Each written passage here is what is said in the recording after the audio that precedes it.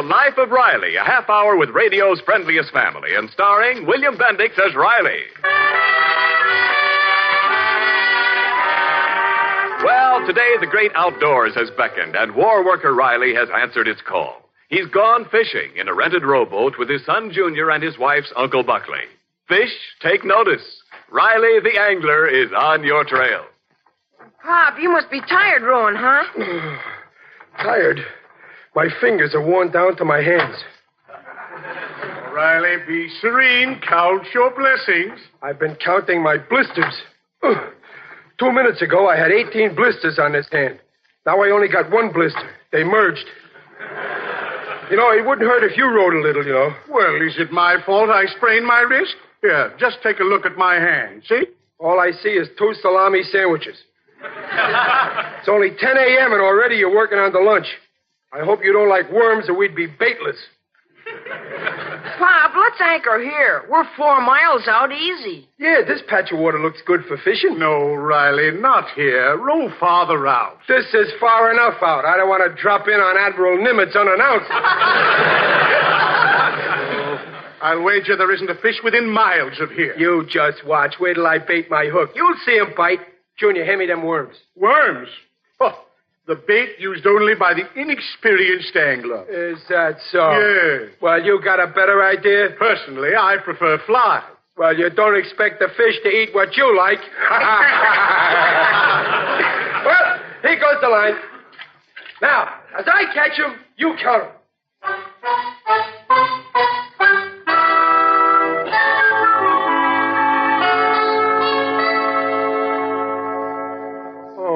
Riley, it's 4:30. You've been fishing for 6 solid hours without catching a thing. Is it my fault if the worms ain't trying? Riley, I beseech you, let's go home. No. Hey, my hook's clean. Junior, give me a fresh worm. Give me a worm that's got salesmanship.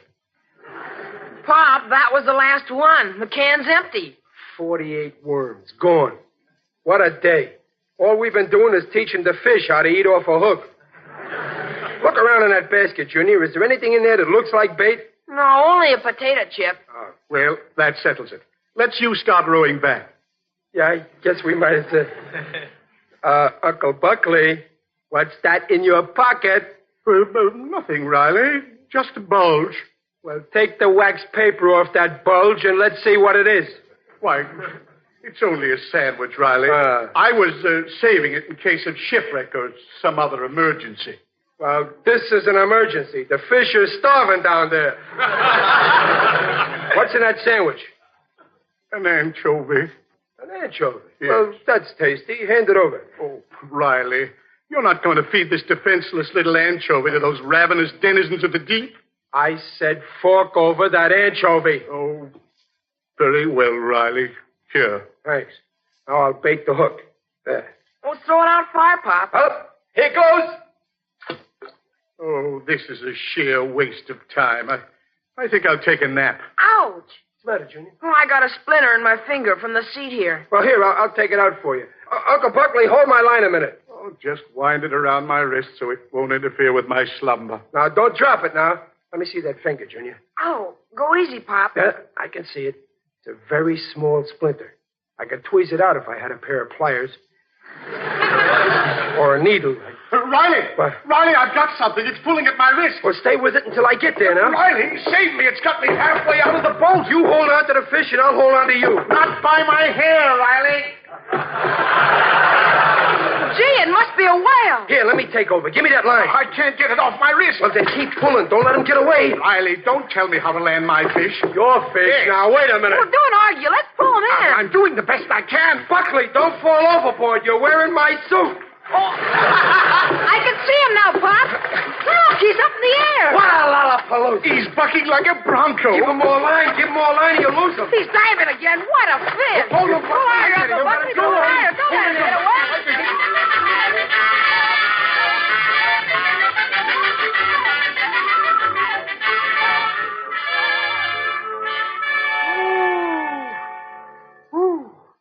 What a battle. For a minute there, I thought I'd lost him. What a whopper. That's the biggest sea bass I ever seen. Hey, Pop, let's hurry back to the pier and have it weighed. Maybe we can win the contest. The deadline is 6 o'clock. What contest? Oh, didn't you see the sign on the pier? No. The Isaac Walton Angling Club is giving a fishing rod and reel to the one who catches the biggest fish this week. Well, Riley, better start rowing for the pier immediately. I could do with new fishing equipment. What do you mean, you? That fish was on my line. That line was on my wrist. I baited the hook, didn't I? The bait was for my sandwich, wasn't it? Which I paid for with my dough, so it's my fish. I take exception, Riley. It's my fish. Okay, Buckley, you take the exception, I'll take the fish.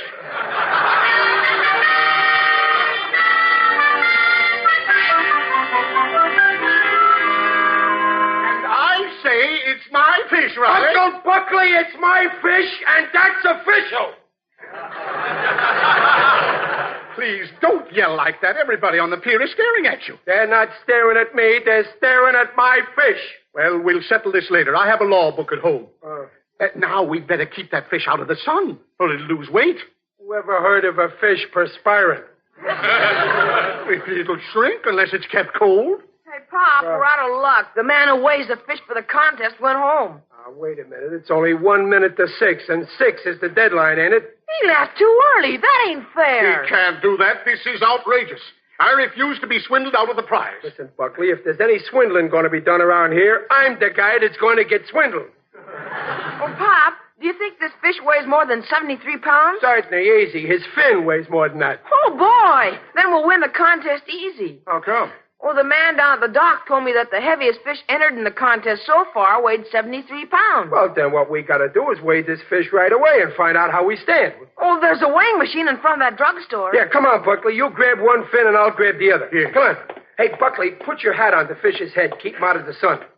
Junior, stand in front and shoo the flies away.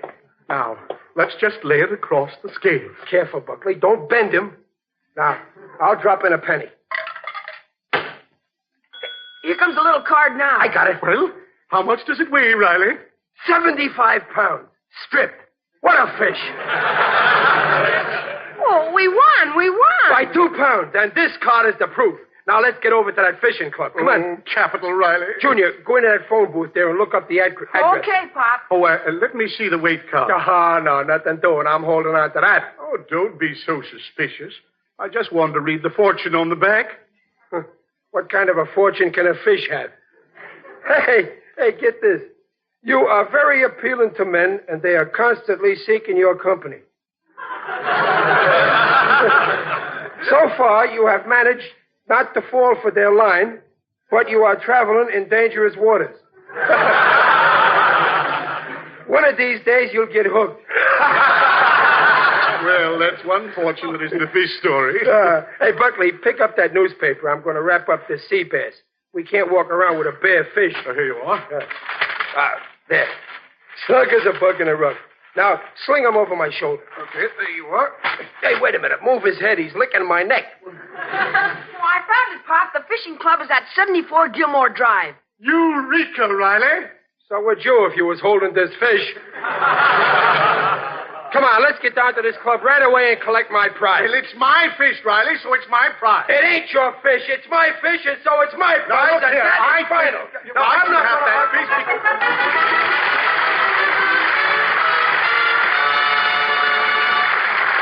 Well, time out from Riley's fish story. This is Ken Niles as spokesman for your meat industry.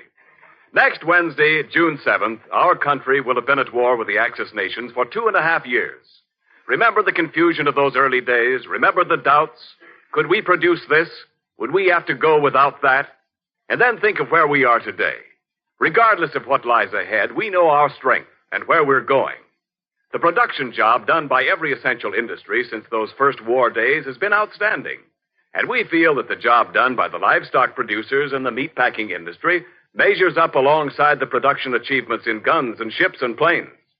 The producers, the meat packers, and the retailers together have kept meat on the table in civilian homes more plentifully than in any other warring nation in the world, and to a greater extent than anyone dreamed would be possible. This has been done after providing our 10 million fighting men with twice as much meat as is usually eaten in civilian life. Besides that, we have supplied our allies with substantial amounts of meat. It has been done with less manpower and less experienced help. Actually, the meatpacking industry has more than 75,000 men in the services, many of them skilled workers. To the home folks of the men of all of America's fighting fronts, after 30 months of war, America's meatpacking industry says, short-handed or not, we'll keep meat on the march. And now back to the life of Riley.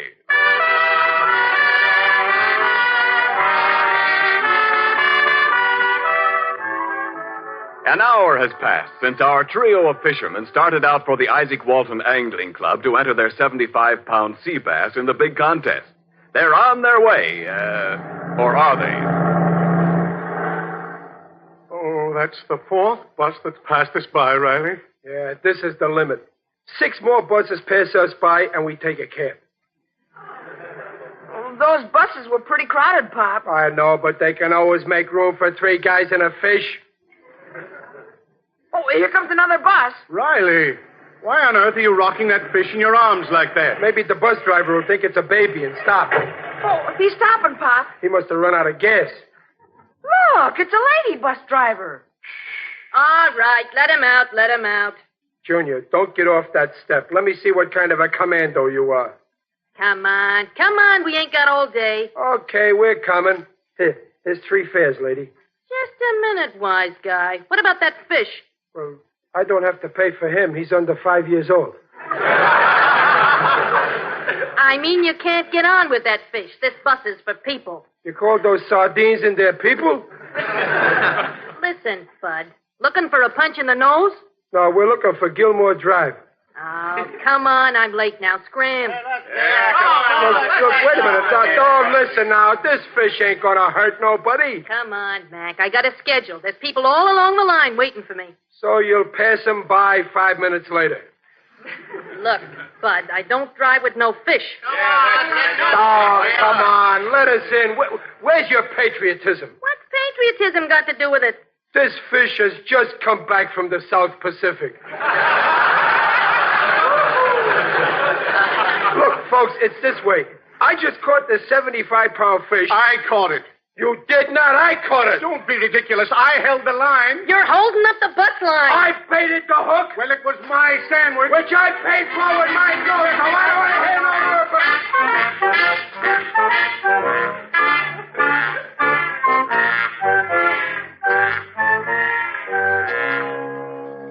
Oh, pushed off a public vehicle by a woman. We've been walking over an hour. You've only been walking. I've been carrying the fish. Oh, here's the house, Pop, and it's about time. Gee, this don't look like no club. No, it's obviously a private residence. No doubt the Isaac Walton Club meets here. Well, I'll go up and ring the bell. Hey, Pop, look on the lawn there. What are all those little iron arches sticking out of the ground with all those wooden hammers lying around? Those mallets and arches are part of the paraphernalia used to play croquet. You also use those wooden balls you see there. Oh, I hear someone coming. Good evening. Oh, good evening. Is Isaac Walton in?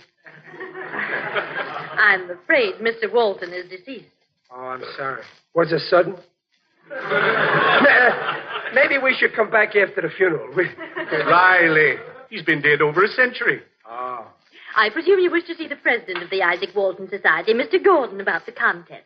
I'm Mrs. Gordon. Oh, well, Mrs. Gordon, we come for the first prize. This fish weighs 75 pounds. My, it certainly is a fine specimen. Who caught it? I did. You did not!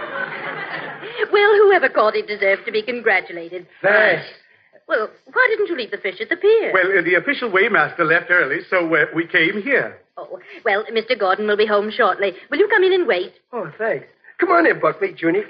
I think I'll stay out here and teach Junior the rudiments of croquet. Oh, okay. Mrs. Gordon, do you mind if I use your phone? I want to tell my wife I'll be home a little late. Oh, not at all. Right this way. Oh, you better leave the fish out here.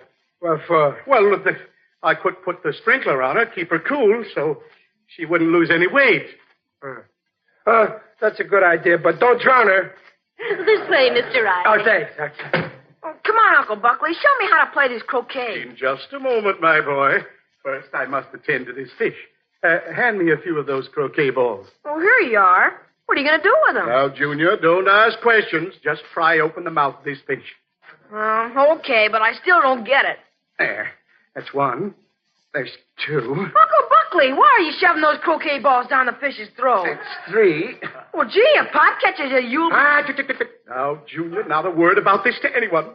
This is an old angler's secret. The purpose of it is to make sure the fish doesn't lose any weight. Yeah, Peg. Yeah. Oh, I'm a cinch to win if the fish didn't lose the weight in the sun. No, you see... Hey, go on, scat cat, get out of here. What? Oh, no, it was just a cat pussyfooting around. No, don't worry, he won't eat the fish. Well, we'll be home as soon as I get the prize. Yeah. Now, goodbye, Dublin. Well, did you get your call? Oh, yeah. Thanks very much. Hey, I bet that cat of yours would like to eat my fish. Huh? Yes, indeed, he certainly would, but he won't get a chance. Scat, Tommy, scat. Well, just make yourself comfortable. If there's anything you wish, please call. Oh, thanks, ma'am. Oh, let's see what's in this book here. The white sea bass found in California waters is related to the weak fish of the eastern United States, but is much larger.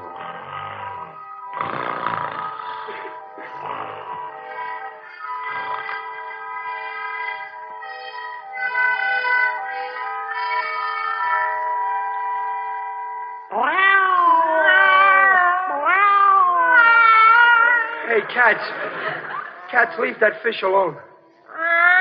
Who was that? Oh, just one of them human beings. Human being? Gee, they're all over the place. Come on, let's put on the nose bag. Oh, wait a minute, cats. You can't eat that fish. I caught it. If you eat it, I won't win the prize. Shut up. Come on, Tommy. Let's dig in. Wait, Lucy. We gotta share this with other cats. Don't forget there's a war going on. Meow, you're right. Meow, calling all cats. Meow, calling all cats. Meow, come and get it. Hey, what's going on here? Shut up. Now, wait, wow. No one starts till I count three. Ready? Meow. Meow. Wait a minute, guys. Don't eat me. I'm just a poor little fish. Meow. Isn't that ridiculous? A fish talking? All right, now, cats. Get ready. Wash your hands and face. Wait a minute, fellers. Give me a break. I have enough troubles. Riley.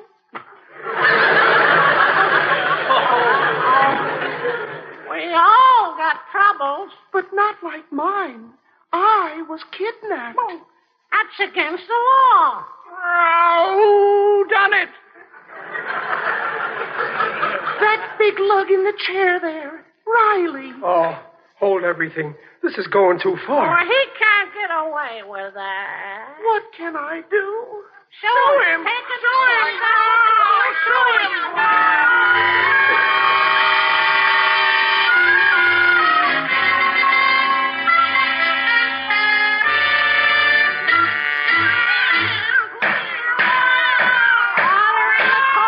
Order in the court. Quiet.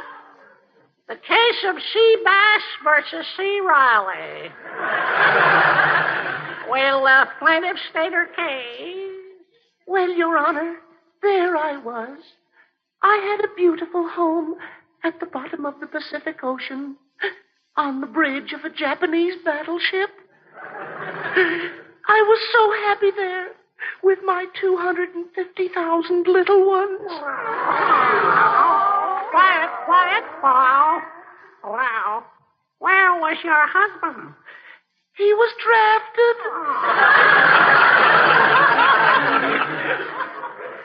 But I was happy until that big lug on the stand came along and hooked me. Your Honor, I would like to ask the fish a question. Proceed. Listen, fish. Did you or did you not see a naked anchovy in the Pacific Ocean around 4 p.m. this afternoon? Yes. Did you or did you not grab this anchovy? Yes. Well, who told you to be such a pig? Your Honor, this fish is the guilty one. Guilty of stealing my anchovy off my hook. Oh, you're on trial, Riley, not the fish. You may sum up, cat attorney for the prosecution. Gentle cats of the jury, international law guarantees the freedom of the seas, which the defendant violated by catching this fish. Therefore, I demand the supreme penalty. The jury will now consider its verdict.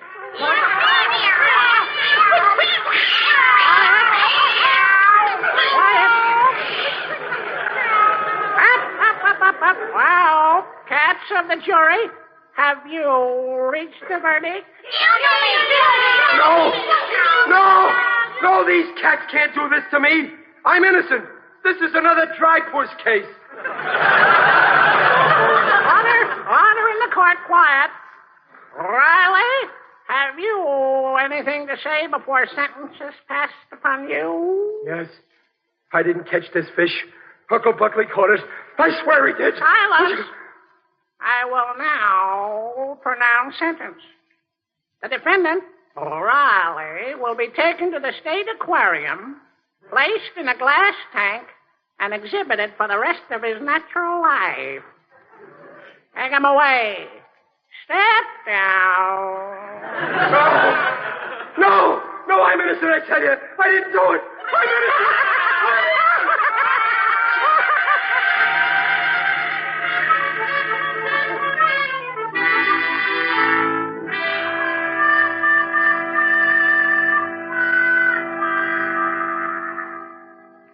I didn't do it. Riley, wake up. Stop yelling like that. Mr. Gordon is here. Take those cats away. I won't. Uncle Buckley. Where's the fish? I have it right here, Riley. Mr. Gordon's ready to weigh it. As soon as you're ready. Wait a minute, Mr. Gordon. Uncle Buckley, this sea bass is yours. You caught it. Oh. I washed my hands of this fish. I don't want the prize. Oh, Riley, you admit it is my fish, eh? Fine. Yes, Well, now that the ownership is established, let's get on with the weighing. Now, if you'll let me have that fish. No, Mr. Gordon, no. I'll put it on the scale myself. There. Now, let's see. 74. Exactly 75. Well, congratulations, Mr. Turnbull. The nearest entry weighed only 73 pounds. You win by 2 pounds. Fine. Oh, gee, that's great. It didn't lose any weight after all. No, fortunately, it didn't. Now, Mr. Turnbull, here is your prize. This fine rod and reel are yours. Oh, thank you, sir. Oh, fine rod indeed. That sure is, Uncle Buckley. Now, come on, take your fish. We got to go home. Just a moment. We have to measure it first for our records, you know. Oh, okay. Here, I'll hold it up for you. Riley, not by the tail, please. Oh, what's that? Something fell out of the fish's mouth. Oh.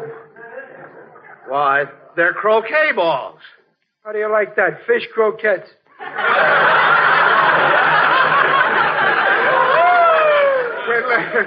Well, look, I'll be getting along now. Good day, gentlemen. Just a moment, Turnbull. How did these croquet balls get in this fish's gullet? Well, you know those fish, they'll eat anything. Yes, but not croquet balls from my lawn. Well, the fact is, Buckley! Give Mr. Gordon back that prize. Here you are, sir. I'm heartily ashamed, sir. And believe me, Riley had nothing to do with it. I see. Riley really caught that fish. Now, I think we'd better go. Yeah. Wait. Mr. Riley, this rod and reel, it's yours. Mine? What do you mean? You really won it. You see, the croquet balls only weigh 1.5 pounds. Without them, your fish still weighs 73.5. Congratulations. May you have many happy fishing hours. Well, thanks, Mr. Gordon, but I ain't never going fishing no more. You're not? No, sir. I ain't going to rob 250,000 little fishes of their mama while their papa is overseas.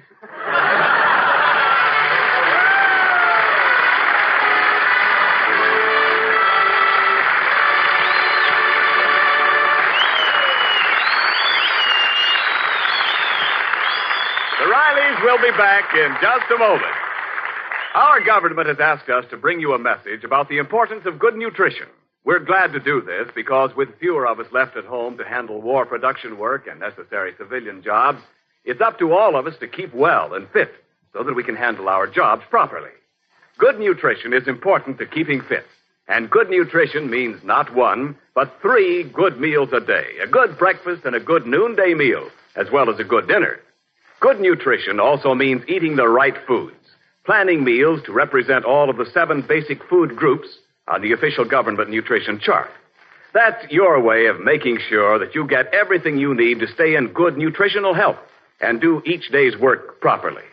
And the American Meat Institute would like to add to this message that eating properly balanced meals is important to let you get the greatest value out of the protein foods you eat. You see, the most important job that protein foods have to do is to build and repair body tissues. But each day's energy requirements have to be met first. And if there's not an adequate supply of other foods, supply energy foods. The proteins you eat will be used to meet energy needs. So make the meat you eat part of well-rounded meals, and it will make its greatest contribution to your well-being. Remember, meat contains the right kind of proteins for your daily needs. Yes, meat is the yardstick of protein foods because meat measures up to every protein need.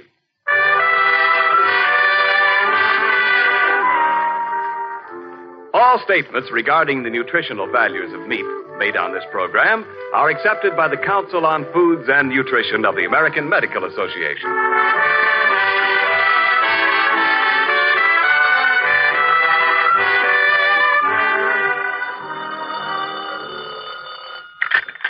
Hello? Yeah, this is Riley. Who's speaking? Oh, the taxidermist. Well, how you getting along stuffing that fish of mine? What? Okay, thanks for telling me. Where's that rod and reel I won? Pop, you're not going fishing at this time of night, are you? No, Junior. I'm bringing that prize back to Mr. Gordon. But you won it, Pop. No, I didn't. The taxidermist just found 2 more croquet balls in the fish.